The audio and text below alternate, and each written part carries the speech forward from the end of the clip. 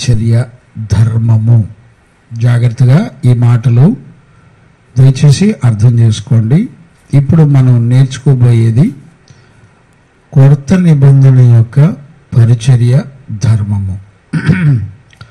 దానిని మెల్కీసెదెకు క్రమము అని అంటారు.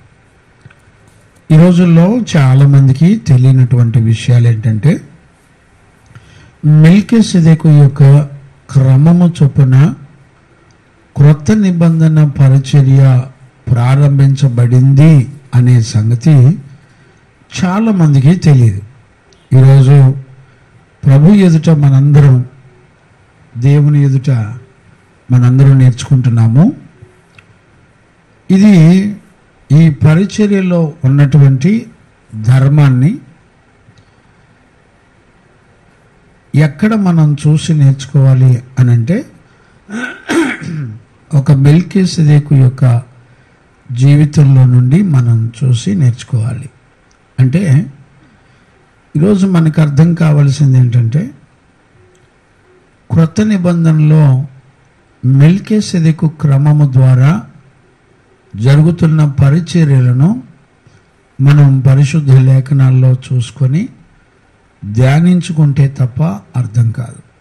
ఎందుకు చాలామంది ఇప్పుడు ఆశ్చర్యం ఏంటంటే, ఈ మెల్కీసెదెకు క్రమం యొక్క సేవ కొత్త నిబంధనకి సంబంధం ఏంటి, ఇలా అంటున్నారేంటి అయ్యగారు అనే ప్రశ్న చాలామందిలో ఉంటుంది. ఈ మెల్కీసెదెకు యొక్క క్రమము యొక్క సేవ అనుగ్రహం పొందిన వారికి మాత్రమే ఈ ప్రత్యక్షత కలుగుతుంది.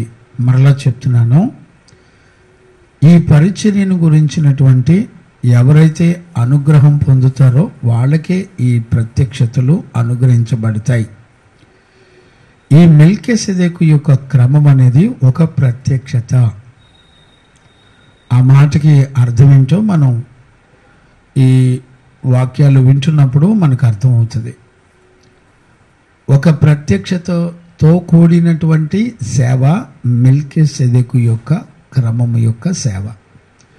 చూడండి, మీకు ఉదాహరణగా కొత్త నిబంధనలోనే హెబ్రీ పత్రికలో 5వ అధ్యాయంలో మనం 9వ వచనాన్ని మనం చదువుకుందాం. ఆ మాట చదువుతున్నప్పుడు మనకి కొత్త నిబంధన పరిచర్యలో మెల్కీసెదెకు క్రమం యొక్క పాత్ర ఎంతవరకు న్యాయము అనేటువంటిది మనం చూడొచ్చు. మరియు ఆయన సంపూర్ణమైన సిద్ధి పొందినవాడై మెల్కీసెదెకు యొక్క క్రమములో చేరిన ప్రధాన యాజకుడని దేవుని చేత పిలువబడి తనకు విధేయులైన వారందరికీ నిత్య రక్షణకు కారకుడాయను. చూడండి, మరియు ఆయన సంపూర్ణ సిద్ధి పొందినవాడే మెల్కీసెదెకు యొక్క క్రమములో చేరిన ప్రధాన యాజకుడిని దేవుని చేత పిలువబడి తనకు విధేయులైన వారందరికీ నిత్య రక్షణకు కారకుడాయన. చూడండి, కొత్త నిబంధన పరిచర్యలో యేసుక్రీస్తు మన ప్రధాన యాజకుడు. ఈయన ఏ క్రమములో చేరి సేవ చేసెను అనంటే, మెల్కీసెదెకు యొక్క క్రమములో చేరి సేవ చేసెను అని రాయబడింది. ఈ భూమండలం మీద అహరోను క్రమము, మెల్కీసెదెకు యొక్క క్రమము, 2 క్రమాలు ఉన్నాయి.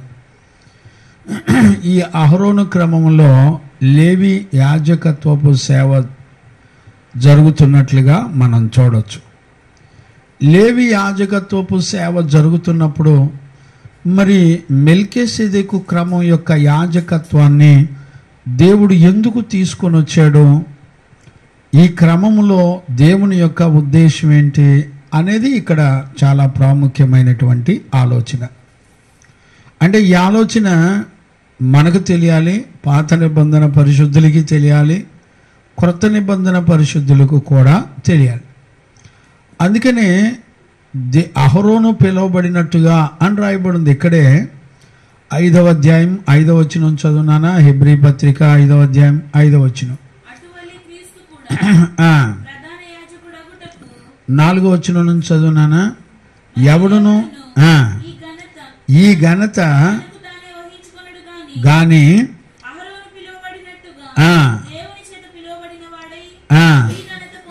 చూడండి, అంటే అహరోను కూడా దేవుని చేత పిలువబడినటువంటి క్రమమే. క్రొత్త నిబంధన మెల్కీసెదెకు క్రమము కూడా దేవుని చేత పిలువబడిన క్రమమే. కానీ ఆ రెండిటికి తేడా ఎక్కడ ఉంది అనే దాన్ని మనం గుర్తుపట్టాలి. క్రొత్త నిబంధన పరిచర్యలో దేవుడు మెల్కీసెదెకు యొక్క క్రమాన్ని అంగీకరించినట్లుగా మనం చూడొచ్చు. ఎందుకనంటే ఆయన సర్వాధికారం కలిగినవాడు. అందుకనే చూడండి 5వ వచనం కూడా, అటువలే క్రీస్తు కూడా ప్రధాన యాజకుడగుటకు తన్ను తానే మహిమపరుచుకొనలేదు గాని నేను నిన్ను కంటిని అని ఆయనతో చెప్పిన వాడే ఆయనను మహిమపరిచెను. ఆ ప్రకారమే నీవు నిరంతరము మెల్కీసెదెకు యొక్క క్రమములో చేరిన యాజకుడవై ఉన్నావు అని మరి ఒక చోట చెప్పుచున్నాడు. గమనించారా?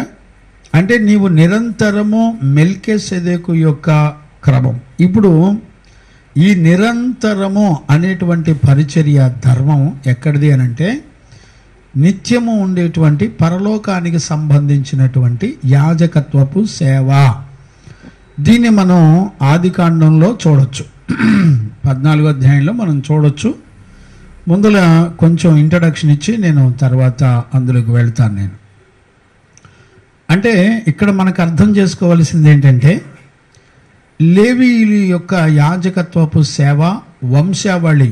అంటే ఒక దైవజనుడు 50 సంవత్సరాలు బ్రతికితే ఆ 50 సంవత్సరాలు చేస్తాడు. తర్వాత అతను చనిపోగానే ఇంకొక వాళ్ళ వంశంలో నుంచే ఇంకొక యాజకుడు వస్తాడు.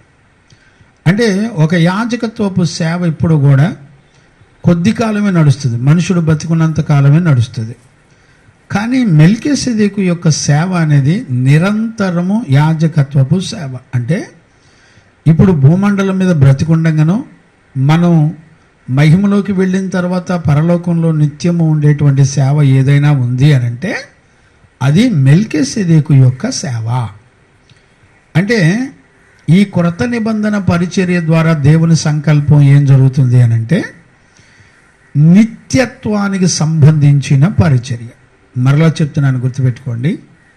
క్రొత్త నిబంధన సేవ నిత్యత్వానికి సంబంధించిన సేవ. అంటే ఈ పరిచర్య ద్వారా ఏ ఆత్మైనా రక్షించబడి నిత్యము యుగయుగాలు ఉండేటువంటి జీవితాన్ని కలిగి ఉంటారు. ఆ విషయాన్ని మనం ఇక్కడ 5వ అధ్యాయంలో, హెబ్రీ పత్రిక 5వ అధ్యాయం 9వ వచనంలో 10 వచనాల్లో మనం చూసాం. దేవుని చేత పిలువబడిన తనకు విధేయులైన వారందరికీ నిత్య రక్షణకు కారకుడు ఆయన. చూడండి, మామూలు రక్షణ వేరు, నిత్య రక్షణ వేరు. నిత్యత్వానికి సంబంధించిన యాజకత్వపు సేవ వేరు. దానిని మెల్కీసెదెకు క్రమము యొక్క సేవ అంటారు. ఈ సేవ పరలోకంలో జరుగుతూ ఉంటుంది. అది భూమండలం మీద జరగటం అనేది దేవుని యొక్క చిత్తము. దేవునికి మహిమ కలుగునుగాక. Praise the Lord. అందుకనే ఈ మెల్కీసెదెకు యొక్క పరిచర్య అంతా కూడా నిత్యత్వానికి సంబంధించినటువంటి సేవ.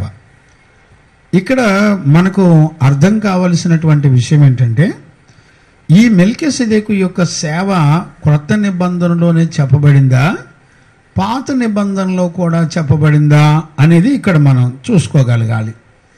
వాస్తవానికి కీర్తనల పుస్తకంలో 110వ కీర్తనలో 4వ వచనాన్ని గనుక మనం చదువుకోగలిగితే 110వ కీర్తన 4వ వచనాన్ని మనం చదువుకోవచ్చు. మెల్కీసెదెకు క్రమము చొప్పున చూడండి, నీవు నిరంతరము యాజకుడవై ఉందువని దేవునికి మహిమ కలుగునుగాక. ఇది దేవుడు ప్రమాణం చేశాడట. ఇప్పుడు దావీదు కీర్తన 110వ కీర్తన లో 3 భాగాలు. అవి 7 వచనాలు ఉంటాయి. 7 వచనాల్లో 3 భాగాలు.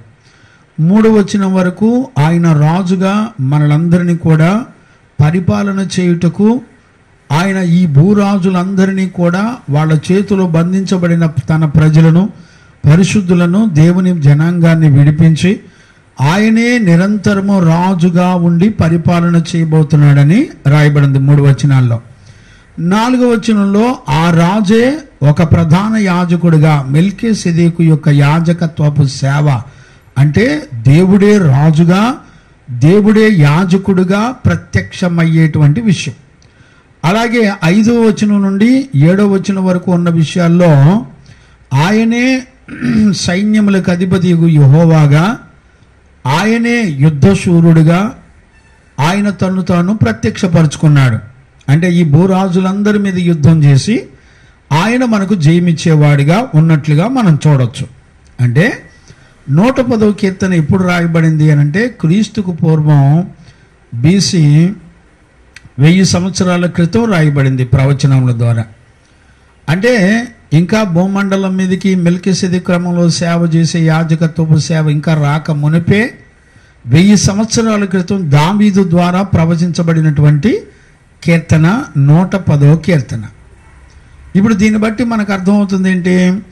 ఆయనే తన ప్రజలను రాజుగా ఏలుబడి చేయుటకు, అలాగే ఆయనే తన ప్రజలను మెల్కీసెదెకు యొక్క క్రమము చొప్పున యాజకత్వంలో ప్రతి ఆత్మకు నిత్య రక్షణ ఇవ్వటానికి వస్తున్నట్టుగా క్రీస్తు పూర్వం 1000 సంవత్సరాల క్రితం ప్రవచించినట్లుగా ఈ విషయాన్ని దావీదు అంగీకరించినట్లుగా మనం చూడొచ్చు. అంటే ఈ మొదటి 3 వచనాల్లో త్రిత్వమయ్యున్న దేవుడుగా ఆయన తను తాను ప్రత్యక్షపరుచుకున్నాడు. ఒకటి త్రిత్వాన్ని అంగీకరించాడు. అలాగే మెల్కీసెదెకు యొక్క క్రమం ఉంది అన్నప్పుడు దావీదు అంగీకరించకుండా ఉండాలి. ఎందుకనంటే దావీదుకి లేవి వంశం యొక్క యాజకత్వపు సేవే తెలుసు, కానీ మెల్కీసెదెకు క్రమం యొక్క సేవ తెలీదు.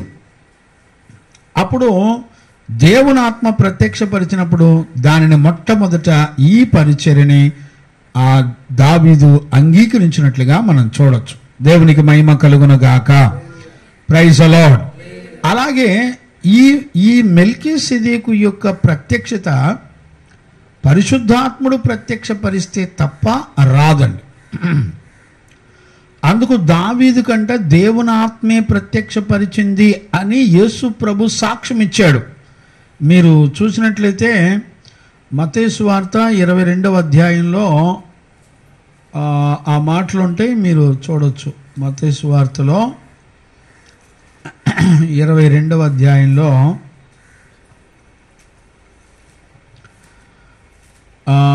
44 నుంచి చదువునానా? నీవు నా కుమారుడు, మత్తయి సువార్త, కూర్చుండుమని ప్రభు నా ప్రభుతో చెప్పెను. ప్రభు అని చూడండి. పరిశుద్ధాత్మ వలన దావీదు యేసుక్రీస్తే రాజుగా వచ్చి పరిపాలన చేస్తాడని, యేసుక్రీస్తే మెల్కీసెదెకు క్రమంలో వచ్చి పరిచర్య చేసి పరిశుద్ధ సంఘాన్ని కాపాడుకుంటాడని దేవుని ఆత్మ ద్వారా మాత్రమే దీనిని అంగీకరించెను అనేటువంటి సంగతిని మనం ఇక్కడ స్వయంగా యేసు ప్రభువే చెప్పడాన్ని మనం చూడొచ్చు. అంటే ఇక్కడ త్రిత్వాన్ని కూడా అంగీకరించినట్లుగా మనం చూడొచ్చు. ఈ విషయాలన్నీ ఇక్కడ మత్తయి సువార్త 22, 44, 45, 46 వచనాలు మొత్తం 110వ కీర్తనలో ఉంటాయి. అవి మీరు చదువుకోవచ్చు. ఇక్కడ త్రిత్వం ఉన్నట్టు ఎలా తెలుస్తుంది? నీవు నా కుడిపార్శ్వమున కూర్చుండమని ప్రభు నా ప్రభుతో చెప్పిన. ఇద్దరు ప్రభులు ఎవరంటే తండ్రి, కుమారుడు. పరిశుద్ధాత్మ ఈ సంగతి నీకు బయలుపరిచింది అంటే త్రిత్వం. అంటే దావీదు త్రిత్వాన్ని ఆ రోజునే అంగీకరించాడు. అంతేకాకుండా యేసుక్రీస్తే ప్రభువుగా, యెహోవాగా, రాజుగా, ఒక మెల్కీసెదెకుగా, యుద్ధశూరుడిగా ఆయన యుద్ధాలు చేసి తన ప్రజలను రక్షించుకొని ఆయన వారికి నిత్య రక్షణకు కారకుడైనట్టుగా దావీదు 110వ కీర్తనలోనే సంపూర్ణంగా అంగీకరించినట్లుగా మనకి రుజువు చేయబడింది. దేవునికి మహిమ కలుగును గాక.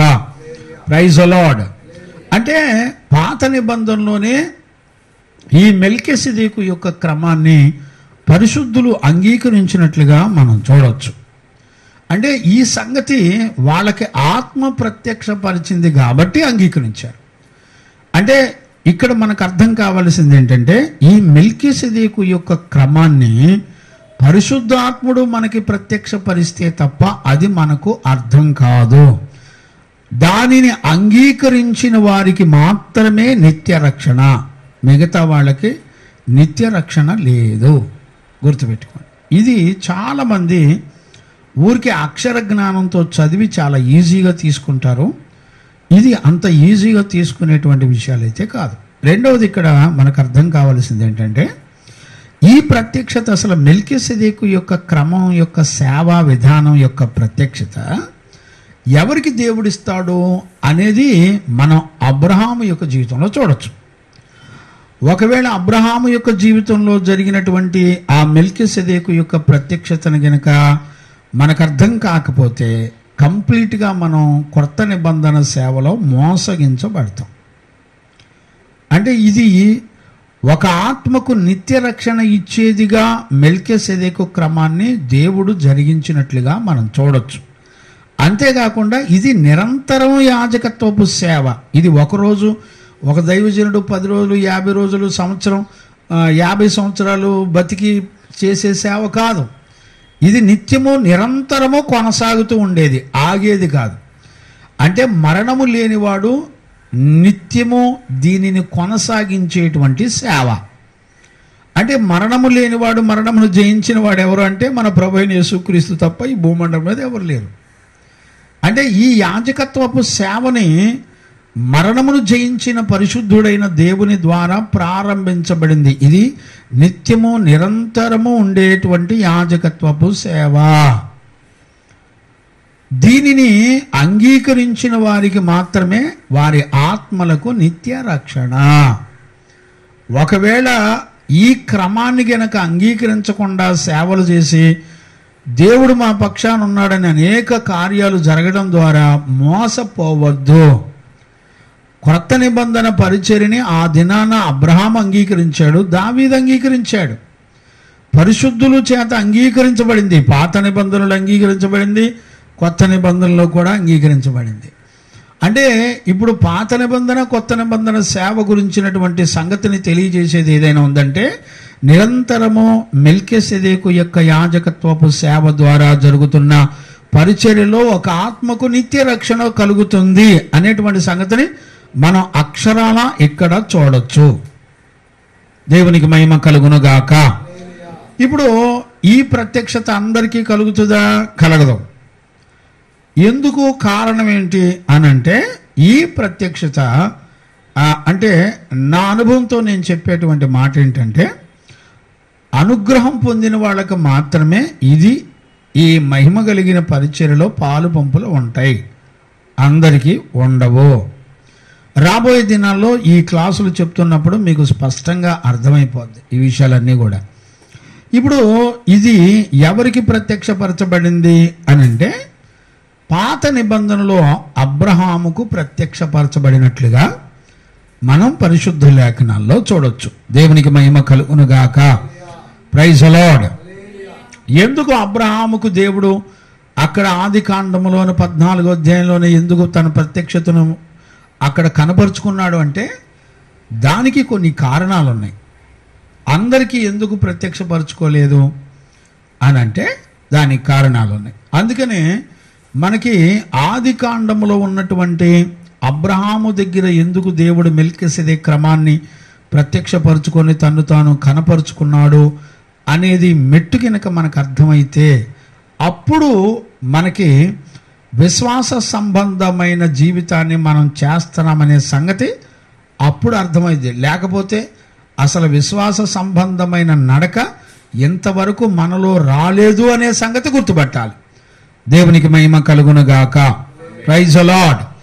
చదవండి నాన్న, నేను కొంచెం ముందుకెళ్తాను కొంచెం, ఎందుకంటే ఇదంతా ఇంట్రడక్షనే.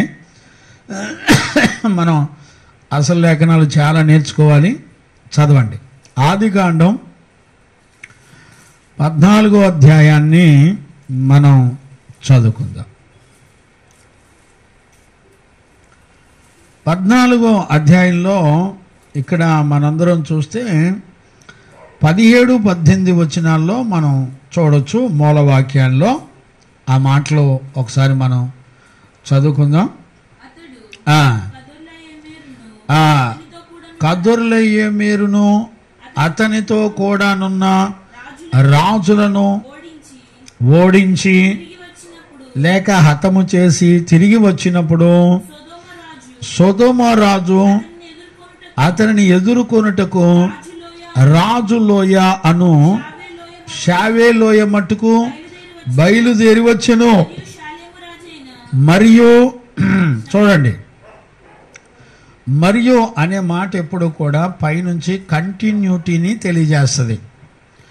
అంటే 17వ వచనం ఎప్పుడు కూడా పైనున్న వచనాలన్నిటినీ కలుపుకుంటూ వచ్చింది. ఆ 17వ వచనాన్ని కూడా కలుపుకుంటూ వెళ్ళింది ఏంటి? 18వ వచనం.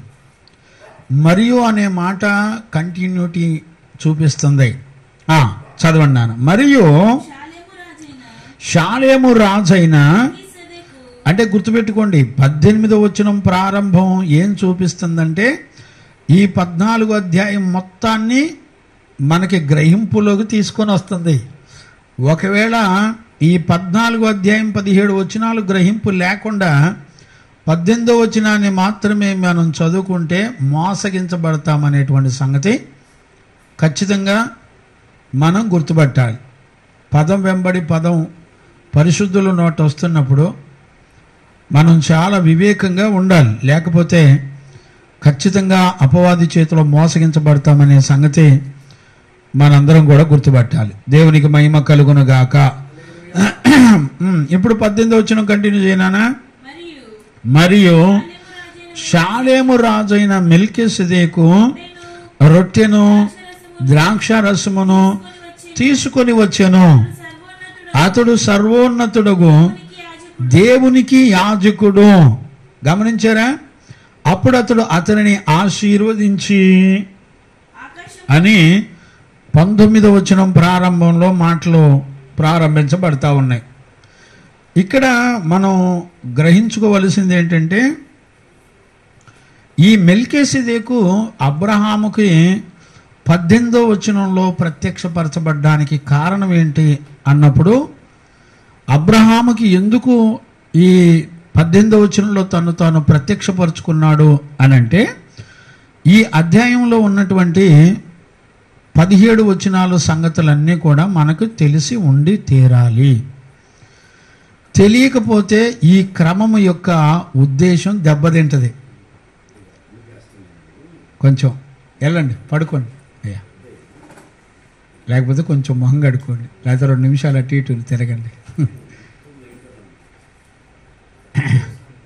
Praise the Lord. హల్లెలూయా. దేవునికి మహిమ కలుగునగాక.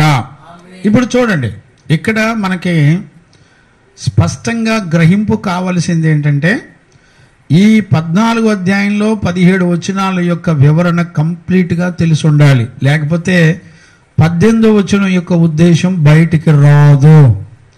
చాలామంది 18వ వచనం వారి నుండి చదువుకొని చాలామంది కూడా ఈ మెల్కీసెదెకు యొక్క క్రమం విషయాలు వాళ్ళు ఆలోచించుకొని ఓకే అని నడిపించబడతా ఉంటారు. కానీ అలా కాదు. వాస్తవానికి 18వ వచనం దగ్గరికి రావాలంటే 17 వచనాల యొక్క సంపూర్ణత అంతా మనకు తెలియాలి. ఇక్కడ నేను కొన్ని విషయాలు నేను క్లుప్తంగా చెప్తాను, దాన్ని బట్టి మీరు చక్కగా గ్రహించుకోండి. చూడండి నాన్న, ఇక్కడ 14వ అధ్యాయం మొదటి 2 వచనాలు చదువునానా. నేను కొన్ని విషయాలు మీకు స్పష్టంగా చెప్పడానికి ప్రయత్నం చేస్తాను. నేను షీనారు రాజైన, చూడండి నెంబర్ 1, ఇక్కడ అమ్రాపేలు అనేవాడు ఒక రాజు. ఆ రాజు డీటెయిల్స్ చెప్పడానికి అక్కడ ఏమని రాసిందంటే షీనారు అని రాసింది. గమనించారా? అంటే మనం ఒక విషయాన్ని, ఒక రాజు గురించి తెలియడానికి అక్కడ రాయబడిన మాట ఏంటంటే షీనారు రాజైనా అని రాశాడు. అంటే అతని డీటెయిల్స్ తెలియాలంటే షీనారు తెలిస్తే అతను దేనికి సంబంధించిన రాజో, అతని వ్యక్తిత్వం ఏంటి, అతని యొక్క ప్రవర్తన ఏంటి, అతని టార్గెట్ ఏంటి, అతని క్రియలు ఏంటి, అతని నడక ఏంటి, అతని నడకలో ఏముంది అనేటువంటి విషయాలన్నీ కూడా మనకు అర్థమవుతాయి. సెకండ్, ఒకటి అమ్రాపేలు అనేటువంటి రాజు, రెండవది ఎల్లాసరు రాజైన అర్యోకు. చూడండి, ఎల్లాసరు అనేది కూడా మనం తెలుసు, రికగ్నైజేషన్ అంటే రాజు వివరాలు తెలియజేసే మాట అది. రెండవ వ్యక్తి ఎవరంటే అర్యోకు అనేటువంటి రాజు.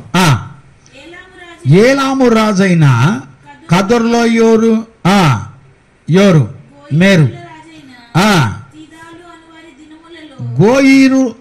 గోరీయుల రాజైన తీదాలు అనువారు దినములలో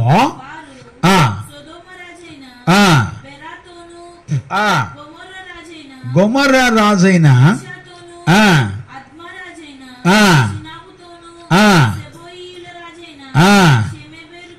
తోను యుద్ధము చేసిరి. వీరందరూ ఉప్పు సముద్రమైన సిద్దీము లోయలో ఏకముగా కూడి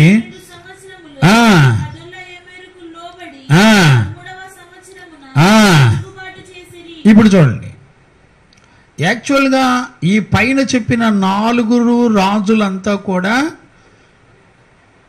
మిగతా 5 రాజులతో కలిసి ఉండేవాళ్ళు. వీళ్ళందరూ కూడా ఈ 4 రాజులు ఏం చేశారంటే, వీళ్ళు కొన్ని సంవత్సరాలు 11 సంవత్సరాలు కాముగా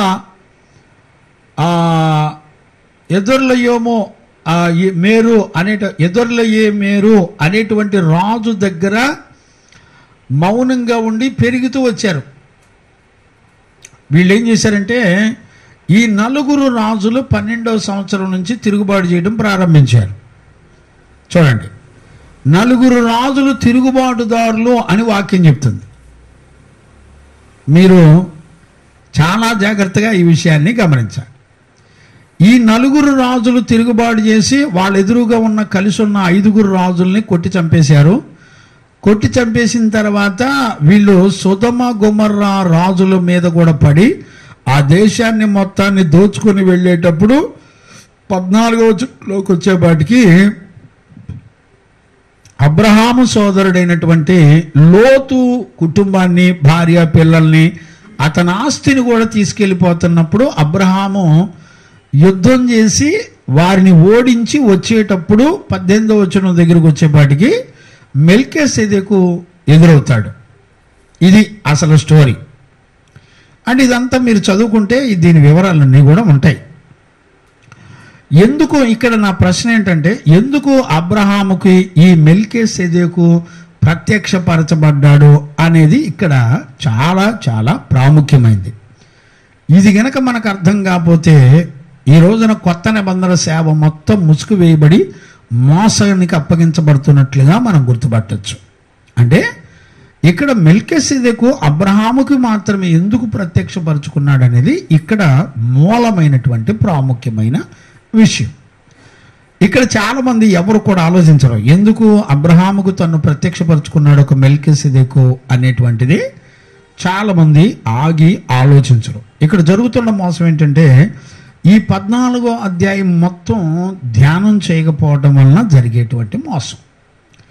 ఇక్కడ నేను కొన్ని మాటలు క్లుప్తంగా మీకు అందిస్తాను. అంటే ఒక వ్యూ, అంటే ఒక మెల్కీసెదెకు యొక్క క్రమం యొక్క ప్రత్యక్షత ఎప్పుడు మన జీవితంలోకి వస్తుంది అని అంటే ఈ విషయాలు మనకు అర్థం కావాలి. ఇప్పుడు చెప్పబోయేటువంటి విషయాలు మనకు అర్థం కావాలి. ఇక్కడ చూడండి, ఇక్కడ ఏమంటున్నాడంటే 4 రాజులు డీటెయిల్స్ చెప్పాడు. 14వ అధ్యాయం మొదటి వచనం మళ్ళీ ఒకసారి నేను ఆ 4 జ్ఞాపకం చేస్తున్నాను. చూడండి, చదువునానా? ఇప్పుడు చూడండి, షీనారు రాజు అంటే ఎవరో మనకి ఇక్కడ మనకు అర్థం కావాలి. దేవునికి మహిమ కలుగును గాక. Praise the Lord. హల్లెలూయా. చూడండి నాన్న, షీనారు రాజు అనే మాటకి అర్థం ఏంటంటే, ఇది ఇరాకు మధ్య దక్షిణ భాగాన ఉండేటువంటి పార్ట్ ఇరాక్ మధ్యలో దక్షిణ భాగాన ఉండేటువంటి పార్ట్నే మనం షీనారు ప్రాంతాలు అని అంటాం. అంటే ఇంచుమించుగా బాబులోను గమనించారా? మనం 110వ క్షమించండి, ఆదికాండం 10వ అధ్యాయంలో ఈ మాటలు రాయబడి ఉంటాయి. మీరు చక్కగా చూడొచ్చు. చూడండి, ఆదికాండము 10వ అధ్యాయంలో 10వ వచనం చదవండి నాన్న. ఇప్పుడు గమనించారా? షీనారు దేశములోని బాబేలు పట్టణములు ఎవరికి రాజ్యమునకు మొదలు? నిమ్రోదు. మీరు గుర్తుపెట్టారా? అంటే ఈ షీనారు రాజైన అమ్రాపేలు ఎక్కడ వాడు అంటే ఆ నిమ్రోదు గోత్రానికి లేకపోతే నిమ్రోదు వంశానికి సంబంధించిన రాజు. ఇప్పుడు నిమ్రోదు సంగతి మనకు తెలియదు కాదు. నిమ్రోదు ఎలాంటి వాడు చెప్పండి? అర్థమైందా? అక్కడేమని రాయబడింది? ఇతడు యెహోవా ఎదుట పరాక్రమము కలిగినటువంటి వేటగాడు. చూడండి, ఇతడు వేటగాడు. ఇప్పుడు భూమండలం మీద వేటగాడు ఎవరో చెప్పండి? లూసిఫర్. మీరు గుర్తుపెట్టారా? కనెక్టింగ్ అంతా ఎక్కడికి వెళ్ళింది? వేటగాడు. అందుకనే లూసిఫర్ గురించి రాయబడిన మాటలు ఏంటంటే వాడు వలలు వేస్తాడని రాశాడు. ఆకాశ మండలంలో ఉండి అక్కడ నుంచి గాలం వేసి మనలను పట్టుకుంటాడని పాత నిబంధనలో ఎక్కడ మీకాలోనే ఎక్కడ ఉంటాయి ఇవన్నీ కూడా. నాకు బాగా గుర్తులేదులేండి, ఛానల్ అయిపోయింది, గుర్తులేదు. వలలు వేస్తాడని రాయబడింది. వలలు వేస్తాడు, గాలాలు వేస్తాడు. ఎవరు? లూసిఫర్. వేటగాడు, పట్టుకుంటాడు. అలాగే నిమ్రోదు దేనికి సంబంధించిన అంటే దేవుని ఎదుట పరాక్రమం కలిగినటువంటి వేటగాడు. దేవునికి మహిమ కలుగును గాక. Praise the Lord. హల్లెలూయా. ఇప్పుడు మీరు గుర్తుపట్టండి,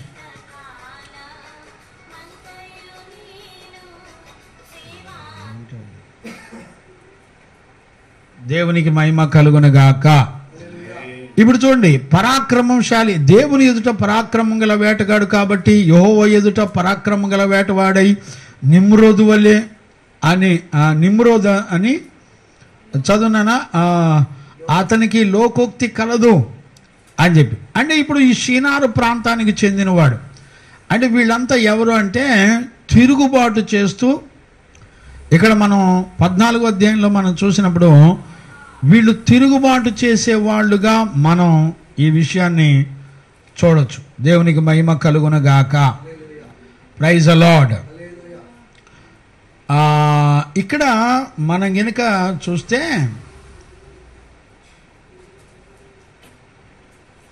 షీనారు అనే మాటకు అర్థం ఏంటంటే, ఇక్కడ చూడండి నాన్న, 11వ అధ్యాయంలో ఆదికాండంలోనే బాబేలుకి పేరేం పేరంటే చూడండి, 9వ వచనం చదవండి నాన్న.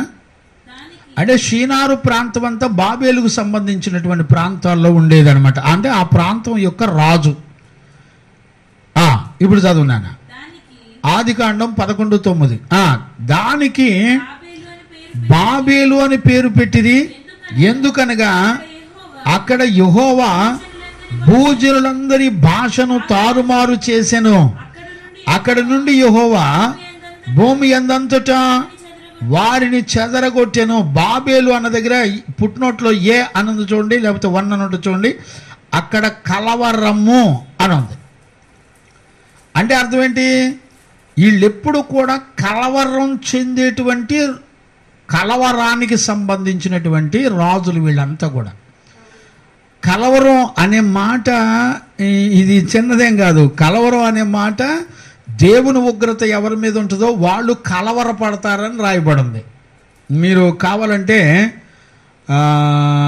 చూడండి నాన్న, యోబు పుస్తకంలో 23:16 చదవండి. యోబు పుస్తకంలో 23వ అధ్యాయము 16వ వచనాన్ని చదవచ్చు.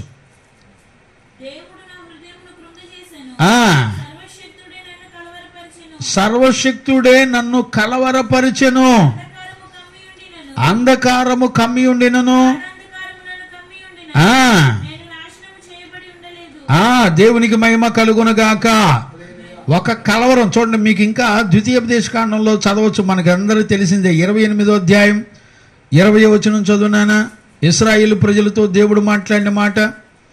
ద్వితీయోపదేశకాండం 28వ అధ్యాయం 20వ వచనం. నీ దుష్కార్యముల చేత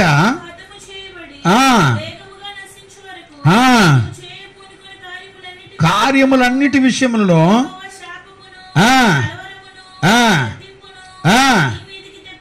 అదిగో.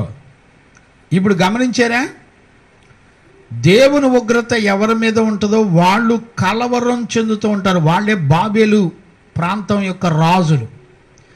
వీళ్ళకి కలవరం అన్నమాట. అంటే ఈ రాజులందరూ కూడా దేనికి సంబంధించిన వాళ్ళు అని అంటే, ఒక కలవరానికి సంబంధించిన వాళ్ళు, తిరుగుబాటుకు సంబంధించిన వాళ్ళు. ఇప్పుడు అబ్రహాము ఎవరిని జయించాడు? ఒక మెల్కీసెదెకు యొక్క ప్రత్యక్షత ఎవరికి అనుగ్రహించబడుతుంది అని అంటే, ఈ కలవరం కలిగినటువంటి వాళ్ళని, దేవుని చేత శపించబడిన వాళ్ళని జయించేటువంటి వాడై ఉండాలి. తిరుగుబాటు చేసేవారిని జయించేవారై ఉండాలి. గమనించారా? ఆ అనుభవం కనుక లేకపోతే మెల్కీసెదెకు యొక్క క్రమం యొక్క ప్రత్యక్షత మనకు అర్థం కాదు. మీరు జాగ్రత్తగా అర్థం చేసుకోండి. ఊరికినే ఎట్టబడితే అట్ట రాదండి. ఈ నలుగురు రాజులు దేనికి సంబంధించిన వాళ్ళు అంటే, బాబేలు పట్టణానికి తూర్పు, పడమర, ఉత్తర, దక్షిణాల్లో ఉండేటువంటి బ్యాచ్. వీళ్ళంతా వీళ్ళ పని ఏంటంటే, వీళ్ళని ఏలుబడి చేస్తున్న వారిని కలవరపరుస్తూ ఉంటారు. వీళ్ళని ఏలుబడి చేస్తున్న వాళ్ళ మీద తిరుగుబాట్లు చేస్తూ ఉంటారు.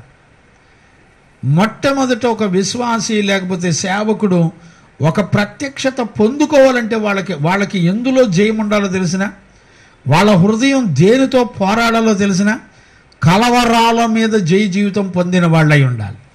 తిరుగుబాటుదారులను జయించేటువంటి అభిషేకం పొందిన వాళ్ళై ఉండాలి. ఇప్పుడు అబ్రహాముకి ఈ అభిషేకం ఎక్కడది?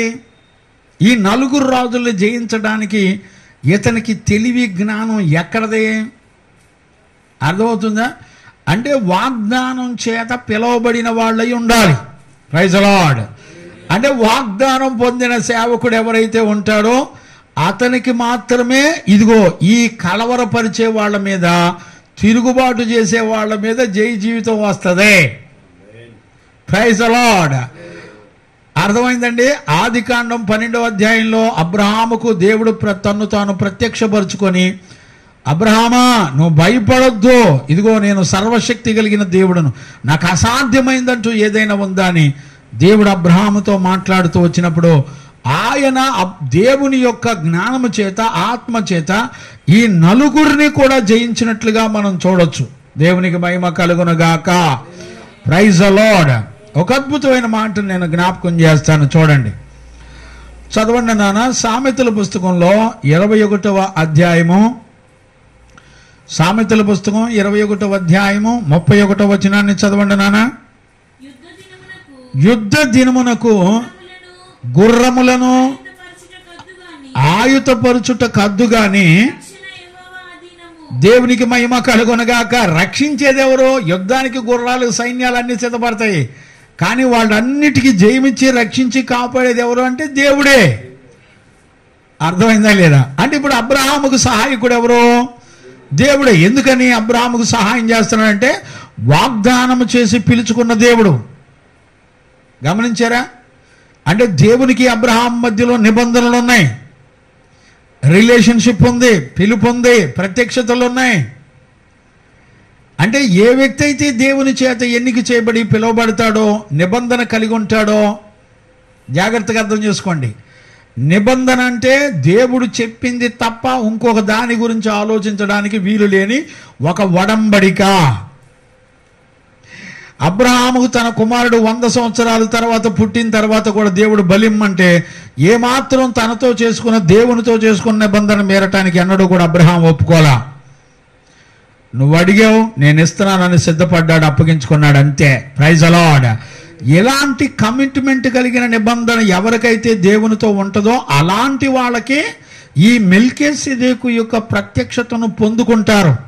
అలాంటి వాళ్ళు మాత్రమే కలవరాన్ని, తిరుగుబాటుల్ని, అన్యాయాన్ని, సమస్తాన్ని జయించగలిగిన సామర్థ్యం వారికి మాత్రమే ఉంటుంది.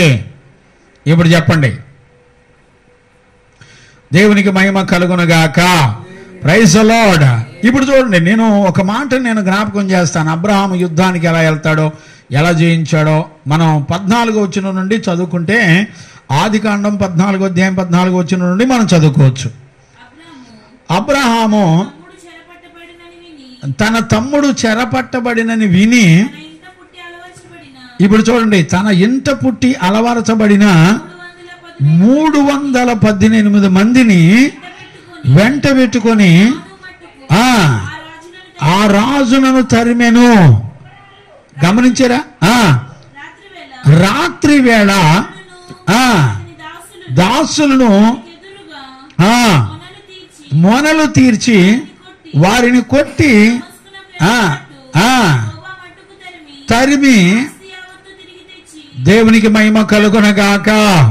Praise the Lord. ఇక్కడ ఒక రహస్యం ఏంటంటే, అబ్రహాము శత్రువులతో యుద్ధాన్ని ఎలా ప్రారంభిస్తాడంటే, అబ్రహాము విశ్వాసులకు తండ్రిగా మార్చబడేటప్పుడు అబ్రహాము తన విశ్వాసము ద్వారా ఎప్పుడు కూడా ఆ యుద్ధ నైపుణ్యం కలిగినటువంటి వీరులను సంపాదించుకున్నాడు. దేవునికి మహిమ కలుగునగాక. Praise the Lord. ఇప్పుడు వీళ్ళు ఎవరంటే శత్రు చేతిలో బానిసలు, అమ్మబడిన వాళ్ళు. ఇప్పుడు అబ్రహాం ఏం చేశాడు? ఆ బానిసల కట్లన్నిటి నుండి విడిపించి, ఇదంతా పెద్ద లోతైన ఉపదేశంలేండి, మీకు ఆ నడక వరకు మాత్రమే నేను చూపిస్తున్నాను, అంటే ఆ రిలేషన్ చూపిస్తున్నాను నేను. ఇప్పుడు అబ్రహాం ఏం చేశాడంటే, తన విశ్వాసము ద్వారా ఆ 318 మంది బానిసల్ని విడిపించుకొని తీసుకొచ్చి అతన్ని యుద్ధ నైపుణ్యం కలిగినటువంటి వీరులుగా చేశాడు. దేవునికి మహిమ కలుగునగాక. Praise the Lord. ఒక సేవకుడు దేవునితో నిబంధన కలిగిన వాడై ఉండాలి. దేవుని చేత మరి నిబంధనను కొనసాగించగలిగిన వాడై ఉండాలి. దేవునితో ఒడంబడిక కలిగిన వాడై ఉండాలి. అలాగే అతడు విశ్వాసము చేత ఇతరుల సాతాను చేతిలో బంధించబడిన వారిని విడిపించి వారిని ఆ శత్రుని జయించడానికి యుద్ధ వీరులుగా తయారు చేయాలి. అప్పుడు మాత్రమే, గుర్తుపెట్టుకోండి, చేతి కింద పరిశుద్ధులను కన్నప్పుడు మాత్రమే వాళ్ళు చేసే యుద్ధంలో శత్రువులు ఓడిపోతారు. అంటే అర్థం ఏంటి? వాళ్ళు 318 మంది యుద్ధ సైన్యాన్ని, అనగా కొత్త నిబంధన ప్రకారం యాజక సమూహములను వాళ్ళు కన్నారు. అంటే సేవకుడిని కన్నారు. దేవునికి మహిమ కలుగునుగాక. గొర్రెని కనాలి. అందుకనే యేసు ప్రభు మత్తయి సువార్తలో ఏమని చెప్పాడంటే, మీరు సమస్త సృష్టికి వెళ్ళి సమస్త సృష్టిలో ఉన్నటువంటి వారందరినీ కూడా ఏమని చెప్పాడు ఆయన? శిష్యులనుగా చేయుడి. చదవండి ఆ మాట. మత్తయి సువార్త 28:19, 17, 19 చదువునా. మీరు వెళ్ళి సమస్త జనులను, ప్రజలందరినీ శిష్యులుగా చేయండి. తండ్రి యొక్కయు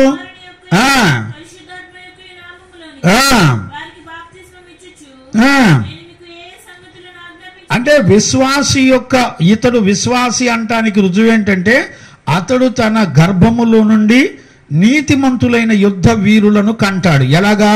సాతాను యొక్క బానిసత్వం నుండి విడిపించి ఇతను ప్రాణం పెట్టి స్వరక్తమిచ్చి సంపాదించుకున్న సంఘముగా కట్టబడినట్లుగా. అంటే ఇప్పుడు అబ్రహాం ఏం చేశాడు? 318 మంది బానిసత్వం నుండి విడిపించి కొన్నాడు వాళ్ళందరినీ. ఇప్పుడు కొత్త నిబంధనలో యేసు ప్రభు కూడా ఏం చేశాడు? తన ప్రాణం పెట్టి దేవుని బిడ్డలను సంఘముగా కొనుక్కున్నాడు ఆయన. అర్థమైందా? ఇప్పుడు ప్రతి విశ్వాసి ఏమవ్వాలి? శిష్యులు అవ్వాలి. అంటే కొత్త నిబంధన ప్రకారం ఆ క్రమం ఏంటి అంటే ప్రతి దైవజనుడు సంపూర్ణంగా మెల్కిసెదెకు అయిపోవాలి ముగింపుకు వచ్చేపాటికి. Praise the Lord. అంటే ప్రతి శిష్యుడు ప్రతి సేవకుడు అందరూ కూడా ఒక మెల్కిసెదెకు అంటే లోకానికి పాపానికి పనికిరాని ఒక మెల్కిసెదెకు అయిపోతాడు. ఇదే కొత్త నిబంధన పరిచర్య. అందుకనే పేతురు పత్రికలో కూడా ఏమంటాడు, మనందరం కూడా సంఘాన్ని పట్టుకుని ఏమంటాడండి, మనందరూ యాజక సమూహం అయి ఉన్నాము అంటాడు. Praise the Lord. ఎక్కడ మా మాట? 2వ అధ్యాయం 9వ వచనం. మొదటి పేతురు పత్రిక 2వ అధ్యాయం 9వ వచనం. అయితే మీరు, ఇప్పుడు చూడండి, మీరు అంటే సంఘము, మీరు చీకటిలో నుండి ఆశ్చర్యకరమైన వెలుగులోనికి గుణాతిశయములను ప్రచురము చేయు నిమిత్తము ఏర్పరచబడిన వంశమును, రాజులైన యాజక సమూహము, పరిశుద్ధ జనాంగమును, దేవుని సొత్తైన ప్రజలు, దేవునికి మహిమ కలుగునగాక. Praise the Lord. గుర్తుపట్టారా నాన్న? అంటే ఇప్పుడు కొత్త నిబంధన సంఘం అంతా కూడా ఏ దశకు వచ్చేస్తుందంటే ఒక మెల్కిసెదెకు యొక్క సంపూర్ణతకు వచ్చేస్తుంది.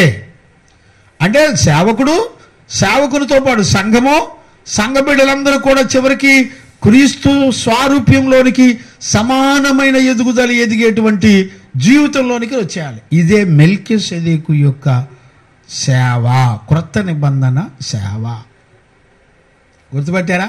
అందుకనే పరలోకంలో పెళ్లికిచ్చుకోవడం, పెళ్లి పుచ్చుకోవడం ఉండవు.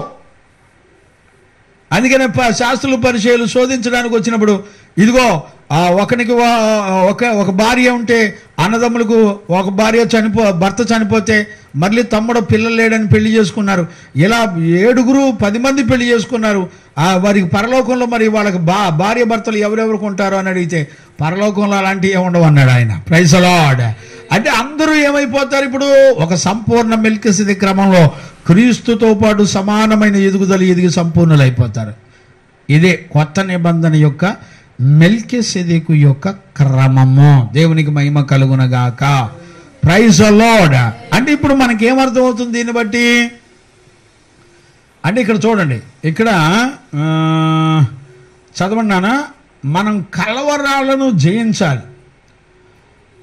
ఒక మాట నేను జ్ఞాపకం చేస్తాను చూడండి. మా లూకాసు సువార్తలో 24వ అధ్యాయం 38 కూడా చదువునానా? లూకాసు సువార్త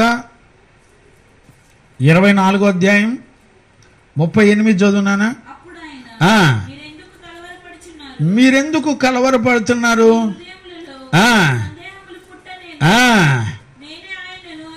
చూడండి, ఇప్పుడు చూడండి, కలవరాలు సందేహాలు దేని నుండి వస్తాయి అంటే దేవుని గురించే వస్తాయి. ఈ మెల్కిసెదెకు క్రమం గురించే వస్తాయి కలవరాలు సందేహాలు. గుర్తుపెట్టేనా? కలవరాలు ఎందుకు వస్తాయి? నన్ను బట్టేగా. ఇప్పుడు నేను కొత్త నిబంధనలో యాజకత్వపు సేవ నేను ఎలా చేస్తున్నాను? మెల్కిసెదెకు క్రమంలో చేరి సేవ చేస్తున్నాను. ఇప్పుడు మీరు ఏ సేవ చేస్తున్నారు అని అడిగితే ఇప్పుడు ఏం చెబుతారు? మీరు నా గురించే మీరు కలవరం చెందుతూ ఉంటారు. అంటే అర్థం ఏంటి? ఈ కలవరాల్ని జయించకపోతే కొత్త నిబంధన మెల్కిసెదెకు క్రమం యొక్క సేవకును మనం ఇప్పుడు చేసే సేవకు సంబంధాలు ఉండవు. ఇప్పుడు అభ్యంతరాలు, డౌట్లు, సందేహాలు, కలవరాలు వీటిని అబ్రహాము జయించాడు. అంటే అర్థం ఏంటి? అబ్రహాము ఏమాత్రం కూడా కలవరపడలా, మెల్కిసెదెకు క్రమానికి అంగీకరించాడు. ఇప్పుడు మనం 110వ కీర్తనలో దావీదు ఎలాగ అంగీకరించాడో అబ్రహాము కూడా వెంటనే ఆ క్రమానికి అంగీకారాన్ని తెలిపాడు. అందుకనే అబ్రహాము దగ్గర ఆయన రాజుగా, ప్రధాన యాజకుడిగా ప్రత్యక్షపరుచుకున్నాడు. 2 ప్రత్యక్షతలు. దావీదు కూడా అదే ప్రత్యక్షతలు, రాజుగా, యాజకుడిగా, యుద్ధశూరుడిగా ప్రత్యక్షపరుచుకున్నాడు. అర్థమవుతుందండి? ఇంకా గలతీలో, హెబ్రీలో అయితే ఇంకా చాలా షార్ప్గా ఉంటుంది. ఇంకొక 2 మాటలు నేను గుర్తు చేస్తాను. చూడండి, చదవండి నాన్న. గలతీ పత్రిక 1వ అధ్యాయం 7వ వచనం చదవండి. గలతీ పత్రిక 1వ అధ్యాయం 7వ వచనం. మరి ఒక సువార్త కాదు గాని, ఇప్పుడు గమనించారా? యేసుక్రీస్తు యొక్క సువార్తను చెరపగోరి. ఇప్పుడు చూడండి, కలవరం దేన్ని బట్టి వస్తుంది? ఒకటి యేసు ప్రభుని బట్టి వస్తుంది. ఆయన గూర్చిన మెల్కిసెదెకు క్రమం యొక్క సువార్త ప్రకటిస్తే కలవరాలు వస్తాయి. అందుకని కొన్ని సంఘాలు పీకేసినాయి అయ్యారో, కొన్ని సంఘాలు దాన్ని ముసుకేసేసినాయి, దాన్ని పూర్తిగా మరుగు చేసేసినాయి. అంటే దాన్ని పూర్తిగా మరుగు చేస్తే ఇప్పుడు ఏ ప్రకటన రావాలి? ఇప్పుడు ఒక దైవజనుడు వెనక మెల్కిసెదెకు ఉండాలి. Praise the Lord. ఒక మెల్కిసెదెకు చేత పంపబడిన వాడై ఉండాలి. సువార్థికుడుగా, కాపరిగా, బోధకుడుగా, ప్రవక్తగా పంపబడిన వాడై ఉండాలి. ఇప్పుడు వీడు వెనక, ఈ పాస్టర్ల వెనక ఎవరు ఉండరు? మెల్కిసెదెకు ఉండరు. అందుకని ఇప్పుడు ఏం చేస్తున్నారు? దానికి సంబంధించిన సువార్తను మూసిపారేశారు. అదే మాటని ఇప్పుడు గలతీ సంఘానికి చెప్తున్నాడు. అదే మాట యేసు ప్రభు కూడా చెప్పాడు. రే, మీకు కలవరాలు ఎందుకు వస్తున్నాయి? మీకు దిగులు చింతలు ఎందుకు వస్తున్నాయి? నన్ను బట్టి వస్తాయి అని యేసు ప్రభు అన్నాడు. ఇప్పుడు కొత్త నిబంధనలో అపోస్తలుడైన పౌలు గలతీ సంఘంతో ఏమంటున్నాడు? మళ్ళీ చదువునా, 1:7 మళ్ళీ ఒకసారి చదువునానా? అది మరి ఒక సువార్త కాదు కానీ క్రీస్తు సువార్తను చెరపగోరి మిమ్మల్ని అందరినీ కూడా కలవరపరిచే వాళ్ళు కొందరు ఉన్నారు. అంటే ఈ సువార్తలో ఏముంది? మెల్కిసెదెకు యొక్క క్రమం, నిరంతర యాజకత్వపు సేవ ఉంది. ఆ సువార్తను ఏం చేస్తారంటే వీళ్ళు మూసిపారేసి కలవరం చెందకుండా ప్రశాంతంగా సేవ చేస్తారు. ఇది మూసేస్తారంతే. అంటే ఇప్పుడు వాళ్ళ వెనక ఎవరు అక్కర్లేదు? మెల్కిసెదెకు అక్కర్లా, పరిశుద్ధులు అక్కర్లా.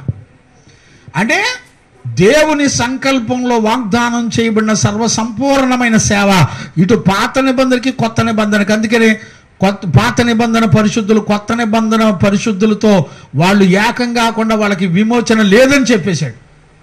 వీళ్ళు కొత్త నిబంధన పరిశుద్ధులు లేకుండా పాత నిబంధన పరిశుద్ధులు సంపూర్ణులు అవలేరని రాయబడి ఉంది. గమనించారా? అందుకని ఇప్పుడు పాత నిబంధన పరిశుద్ధులైనా కొత్త నిబంధన పరిశుద్ధులైనా యేసుక్రీస్తు నామములో మెల్కిసెదెకు క్రమాన్ని అంగీకరించి తీరాలే. అందుకని కొత్త నిబంధన సంఘానికి అబ్రహాము యొక్క సంతానమైతేనే.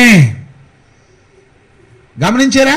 ఇప్పుడు చూడండి, అబ్రహాముకు దేవుడు ఎందుకు ప్రత్యక్షపరిచాడంటే అబ్రహామును దేవుడు విశ్వాసులకు తండ్రిగా చేశాడు. అంటే ఒక విశ్వాసానికి గుర్తు ఏంటంటే అది మెల్కిసెదెకు క్రమాన్ని అంగీకరించిందై ఉండాలి.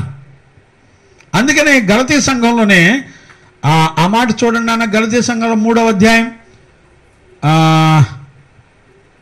6-7 చదవండి. లేకపోతే అబ్రహాము దేవుని నమ్మెను, అది అతనికి నీతిగా ఎంచెను.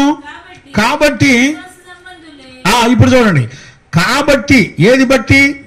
దేనిని బట్టి? విశ్వాసమును బట్టి అది నీతిగా ఎంచబడింది. చూడండి, మెల్కిసెదెకు అనే పేరుకి అర్థం ఏంటి తెలిసిన? నీతికి రాజు అని అర్థం. ఇక్కడ చాలా జాగ్రత్తగా కనెక్ట్ అవ్వాలి. కనెక్ట్ అవ్వకపోతే చాలా దెబ్బతింటాం మనం.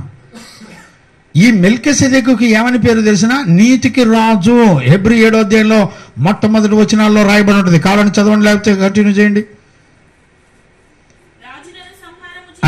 రాజులను సంహారము చేసి అబ్రహామును ఎవడు కలుసుకొని అన్నిటిలో 10వ వంతు ఇచ్చెను. ఆ షాలేము రాజు దేవుని యాజకుడనై ఉన్నాడు. నిరంతరము యాజకుడుగా ఉన్నాడు. దేవునికి మహిమ కలుగునగాక. ఇప్పుడు మెల్కిసెదెకు రాజుకి, మెల్కిసెదెకు అనంటే అర్థం ఏంటి? నీతికి రాజు. ఇప్పుడు ఏది? విశ్వాసానికి గుర్తేంటో తెలిసిన? నీతికి రాజు అయిన మెల్కిసెదెకు క్రమాన్ని అంగీకరించాలి. ఇప్పుడు చెప్పండి అయ్య గారు, సేవల సంగతి ఏంటి? ఇప్పుడు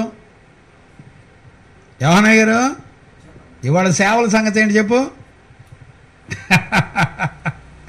చూసేవాళ్ళు ఎవరు లేరు. గలతీ 3వ అధ్యాయంలో 6-7 చదివేవా? కంటిన్యూ చేయి. అబ్రహాము దేవుని నమ్మెను, అది అతనికి నీతిగా ఎంచబడెను. కాబట్టి విశ్వాస సంబంధులే. అర్థమైందండి? ఇప్పుడు ఏ విశ్వాసం? నీతికి రాజుగా అయినటువంటి మెల్కిసెదెకు క్రమాన్ని అంగీకరించినటువంటి విశ్వాసం. అందుకని మెల్కిసెదెకు క్రమంలో 5:9 మనం ఏం చదివాం? మెల్కిసెదెకు క్రమంలో యాజకత్వ సేవ చేస్తున్నటువంటి ఆ మెల్కిసెదెకు క్రమంలో చేరిన యాజకుని నమ్మినప్పుడు ఆ ఆత్మకు నిత్య రక్షణ. అర్థమైందండి? ఇప్పుడు ఇక్కడే గలతీ 3వ అధ్యాయంలో ఉన్నావు కదా నాన్న, 9వ వచనం కూడా చదువు. ఇప్పుడు 5-6 చదివావు, 3-5-6 చదివావు, ఇప్పుడు 9వ వచనం చదువు. కాబట్టి విశ్వాస సంబంధులే విశ్వాసము గల అబ్రహాముతో కూడా. గుర్తుపట్టారండి? యోహానయ్య గారు గుర్తుపట్టారా? నీకు బ్లెస్సింగ్ ఎక్కడి నుంచి వస్తుంది? విశ్వాస సంబంధమైన నీతికి రాజు అయిన మెల్కీసెదెకు క్రమాన్ని అంగీకరించిన వారికి మాత్రమే. ఎవడబడితాడు కాదు. ప్రతి దైవజనుడి వెనక అపోస్తలుల నుండి తీరాలి. రేపు ప్రభుత్వం అయితే సేవకుల కూటాల్లో కూడా చెప్పడం మొదలు పెడితే పోద్దయ్య గారు.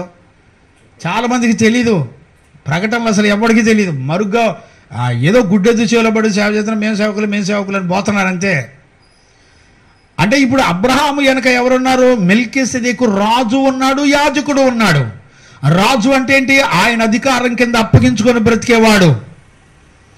యాజకుడు అంటే ఏంటి? ఆయన యాజకత్వంలో మాత్రమే ఆత్మకు నిత్య రక్షణ కలుగుతుంది. అంటే ఇప్పుడు అబ్రహాం యొక్క విశ్వాసం దేనికి సంబంధించింది? మెల్కీసెదెకు క్రమానికి అప్పగించుకున్న విశ్వాసానికి సంబంధించింది. ఇప్పుడు మన దగ్గర కొత్త నిబంధన విశ్వాసం ఎవరికి సంబంధించింది అయి ఉండాలి? అబ్రహాము యొక్క విశ్వాసానికి సంబంధించింది అయి ఉండాలి. అబ్రహాం విశ్వాసంలో ఏ విశ్వాసం ఉంది? మెల్కీసెదెకును అంగీకరించినటువంటి విశ్వాసం ఉంది. గుర్తుపట్టారా? నేను చెప్తున్నానా వాక్యం చెప్తుందా? వాక్యం ఖచ్చితంగా చెప్తుంది. 9వ వచనం మళ్ళీ చదువు. గలతీ 3:9. కాబట్టి అని రాశాడు. అంటే కాబట్టి అంటే పైన వచనాలు విశ్వాసానికి సంబంధించినటువంటి వివరాలు. విశ్వాసము గల అబ్రహాముతో కూడా. ఇప్పుడు దీవెనలు మనకు ఎక్కడి నుంచో రావాలా? మెల్కీసెదెకు యొక్క ఆ పరిశుద్ధుల యొక్క దీవెనలు, వాళ్ళు పొందుకున్న దీవెనలు అక్కడి నుంచి మనకి బ్లెస్సింగ్స్ రావాలి. ఇది ఒరిజినల్ ఫెయిత్. అందుకనే చూడండి 7వ అధ్యాయంలో అబ్రహాము మెల్కీసెదెకు గురించి మాట్లాడుతున్నప్పుడు, అబ్రహాము జయించిన వాడే వచ్చినప్పుడు అతనిని ఎవరు కలుసుకొనెనో ఆ మెల్కీసెదెకుకు మాత్రమే దశమాంశములు తీసుకెళ్ళి అప్పగించాడు. అంటే ఇప్పుడు కానుకలు ఎవరికి ఇవ్వాలి? ఒక మెల్కీసెదెకు క్రమంలో ప్రతిష్ఠితుడైన వాడికి మాత్రమే చందాలయ్యి. ఎవడు పడితే వాడు పొందకూడదు, తీసుకోకూడదు, ముట్టుకోకూడదు. అతడు నిరంతరపు యాజకత్వపు సేవ చేయాలా. ఆ మెల్కీసెదెకు యొక్క క్రమం యొక్క సేవను విశ్వసించిన వారై ఉండి తీరాల. అర్థమైందండి? అది కంప్లీట్ అయిందా? 9వ వచనం కంప్లీట్ అయిందా? చూడు మళ్ళీ ఒకసారి సార్.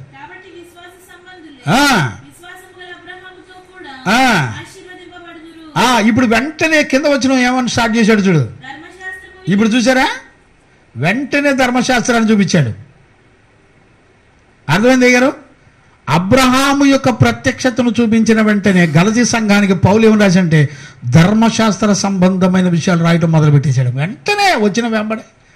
ఇప్పుడు చూడండి, అంటే మెల్కీసెదెకు యొక్క క్రమం గనక జరగకపోతే, అంగీకరించకపోతే, నిత్య రక్షణ లేకపోగా వీళ్ళు ధర్మశాస్త్ర సంబంధమైన ట్రాక్కి తిరగబడిపోతారు అంతే.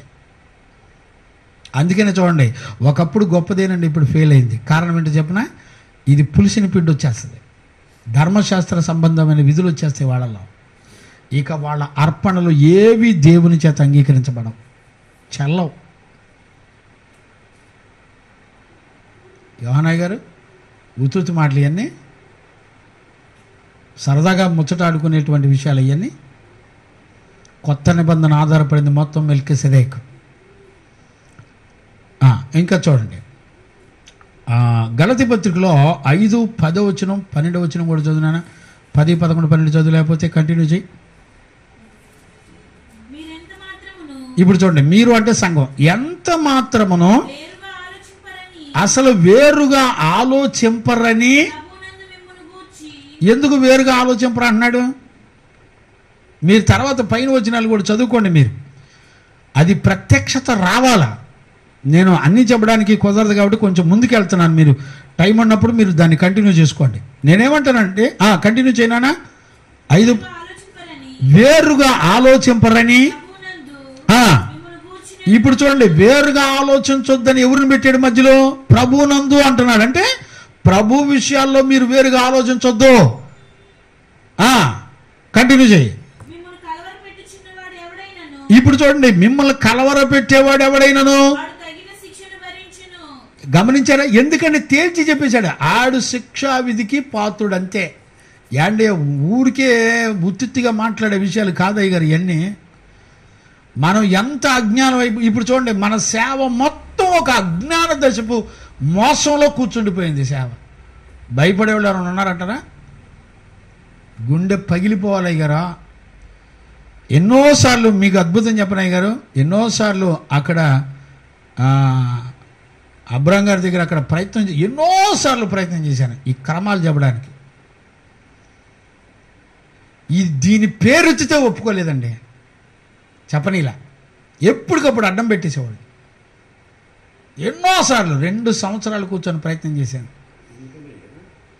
వాళ్ళకి తెలిసిపోయింది. ఇందులోకి వెళితే ఇప్పుడు ఒక మెల్కిసెదెకు కావాలి మన వెనక, ఎవడు లేడు, ఉన్నా కూడా అంతా మాయల పకీర్లు. అవును అయ్యగారు, ఫాలో అవ్వట్లేదుగా. వీళ్ళు మార్చుకుంటున్నారుగా, అవసరాన్ని బట్టి మార్చుకుంటున్నారు. అర్థమైందా మీకు? దొంగల బ్యాచ్ ఎంత కలిసింది. చాలా చెప్తాను అయ్యగారు, నేను అవన్నీ కూడా చెప్తాను. నేను అదొకటే కాదని నిన్న కూడా చెప్పాను. నేను అదొక్కటే క్రమం కాదు ఇందులో.